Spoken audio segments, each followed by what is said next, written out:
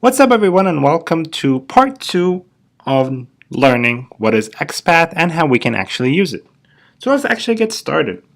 So in the last tutorial we learned how to create our own Xpath. So let's actually try to explore more how we can actually make it more beneficial to us in cases that sometimes it gets more complicated.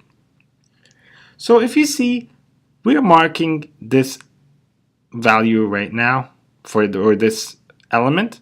For example, let's say we want to mark it, but by looking at the one before it, as you see, this input is inside of this div before it, which is div that has an ID of gs underscore lc0 or whatever it is.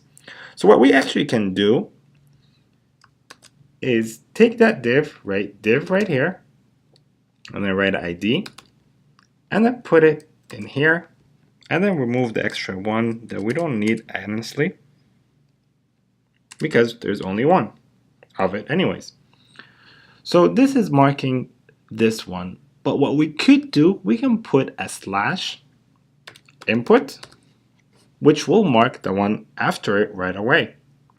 So what we did right there is marking the main div above it to actually give us the value of the element after it. And in some cases, you will have an element that has absolutely nothing that you can actually mark with, and you want to click on, but you have nothing that you can actually use.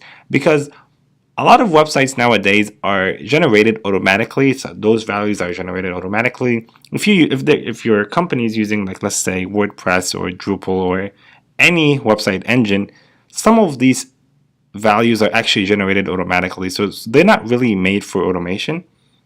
So you might struggle a little bit, but there's always a solution for anything.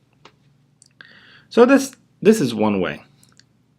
What we could do, or let's actually learn the next step, is doing it using text. So for example, if you see that about right here, that about is actually a text, and in here is actually a text. And as you see, this element ends right there, and it has this black text, and anything that is in a black text is actually a text. It's not an HTML tag, it's not an attribute, it's not anything but a text.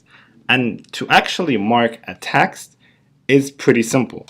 So we're going to do the same exact thing. I'm going to use the A instead of the div, and instead of the at, I'm going to actually put text, and then I'll put two parentheses, and in the value of the text I'm gonna put about, and let's actually get rid of this part, and here you go, it marked that value or that HTML element for me because I'm marking that text over here. You can also do that with businesses and advertising, and it will work with no problem.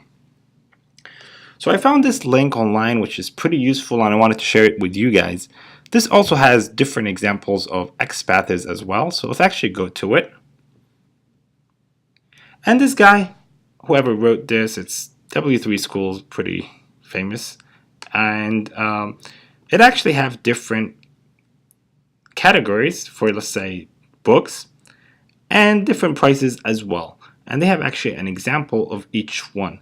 So in here, they have a bookstore slash book number 1, and this selects the first book element that is the child of the bookstore element, which means in this condition we have the bookstore, which is the whole thing, which carries all of those. It ends right here, so that's the first thing.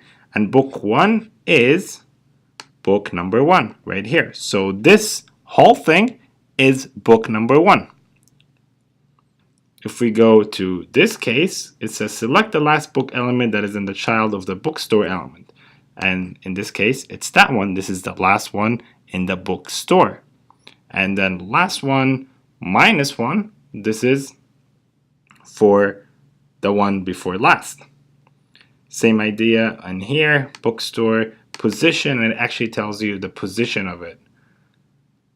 This one is the one I'm using right here. This one, literally the same one as I'm using, but it doesn't actually give it attribute value. you can also use that as well. But I do like to give an attribute values in case there is something similar to it, but it's your personal preference and depending on really what your situation is. And this is depending on the price, which is right there. So it actually gave an extra one. And also depend on the title, which is right there as well. So we'll go through this. This link is pretty useful. I would definitely recommend to understand what each one means and what each one actually does, because it will make more sense to you, definitely. So I hope you guys enjoyed this video. I know it was a little bit long, but I guarantee you will learn. I'm pretty sure you will learn a lot from this, and also this link will definitely teach you a lot. So I hope you guys enjoyed this video, and let me know if you have any questions, and have a great day.